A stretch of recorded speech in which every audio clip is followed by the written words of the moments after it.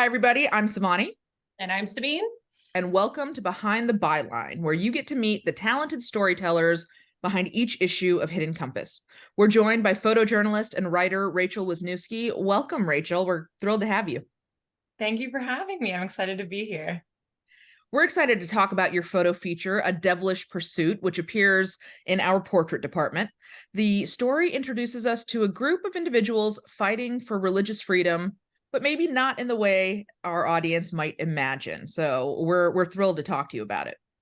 And this is a story that you've been working on for a while, Rachel. It's contentious. It was originally commissioned by NPR and ended up at Hidden Compass. Can you tell us about the journey of that story and maybe some of the things you were able to do with the piece at Hidden Compass that you might not have been able to do at NPR? Yeah, so the idea, well, I shouldn't say idea, but my interest in this topic came in like 2018 or 2019. So it's been a little while, but I had seen this documentary called Hail Satan in theaters. And that was my first introduction to the Satanic Temple.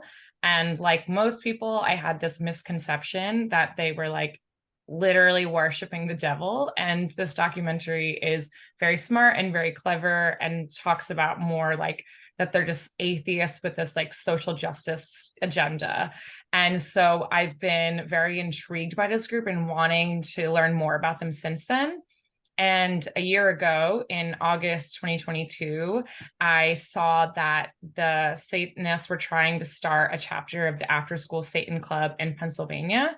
So I honestly kind of thought of it as like, wow, this is my opportunity to get to meet the people that I saw in the movie. I mean, who are just regular people. They're not like celebrities, but I was so intrigued and excited to learn more about it. So I pitched it to NPR originally. They were looking to commission a series of religion stories. And my editors there were really interested in this and very helpful. But unfortunately, the ethics department at NPR had a big problem with me wanting to use pseudonyms for some of the people in this piece. And to be clear, pseudonyms are like a quite commonly used thing within the Satanic Temple because people are threatened. The main character in my story, someone threatened to call CPS on her and take her kids from her.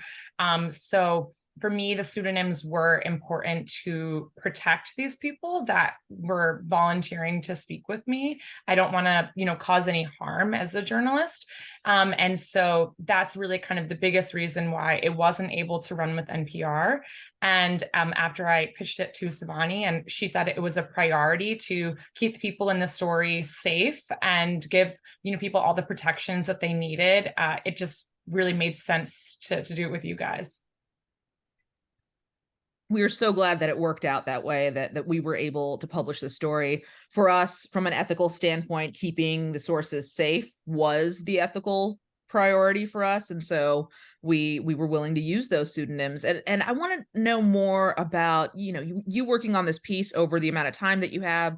What was the most rewarding part of that for you? I think there was like a couple of things that I really took away from this. One of them being able to dive deeper into these documentary characters that I had seen. I think in general, one of my favorite things about journalism is the opportunity to educate people through my work. So that could be either viewers that are like, reading my pieces, but it's often also my friends and family who I'm just discussing my work with. And it was quite cool to see the reaction on everyone's faces when I would say, I'm doing a story on Satanists, and they would be really shocked and really surprised. And it was kind of cool within just a few sentences to see the understanding come to them and like learn something from this story. And I think the other favorite thing that I had in this process was an interview that actually did not make it into the finished piece, but this whole story was, about community and finding your people. A lot of these people have been ousted from other religious groups for various reasons. And one interview that I did with this man named Adam, he was saying that what he found in the Satanist community was recovery meetings that did not center around God, and that he had not been able to find that elsewhere because every AA model kind of has God as a centerpiece. So for atheists who are in recovery, they don't really have any options to seek there. And so that was like a really fun thing for me to learn, that out of the many ways this community is providing like a safe space for people, that recovery was one of those avenues also. Well, thank you for sharing that with us, Rachel. And I want to echo your point that it is so rewarding, not just as a writer and a photographer, but also on the editorial side, to learn through working with our contributors on these stories. And for those who are watching this, we hope that you learn a lot through the story and are also just touched by it, the photography and the writing. And if you are, please consider contributing to Rachel's patronage campaign. For every story that we publish, we have a patronage campaign where we split the proceeds 50-50 with that contributor on top of their pay. It is a way for you as a reader to directly support our partnership with this journalist. So definitely consider doing that for Rachel. And Rachel, what would you like to say to those who have already contributed to your campaign?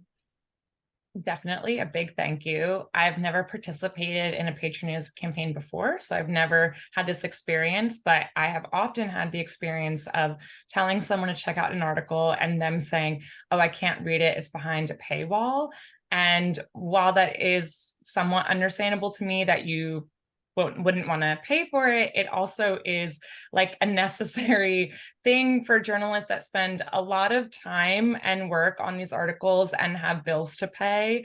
And so I think that this is like a really great service that Hidden Compass offers, that you can view the initial fees for free, and then if you want to support the journalist further. So I'm just very appreciative of anyone who is willing to financially back my articles, because I put a lot of time and effort into them. And if that comes across and means something to someone, like that's a dream come true. Wonderful. Well, I will echo the thanks. Thank you to all of you who have read the story, who contributed to the campaign. And thank you, Rachel, for joining us and sharing more about what went into this story for you. Thank you, guys. And we'll see everybody next time. Bye.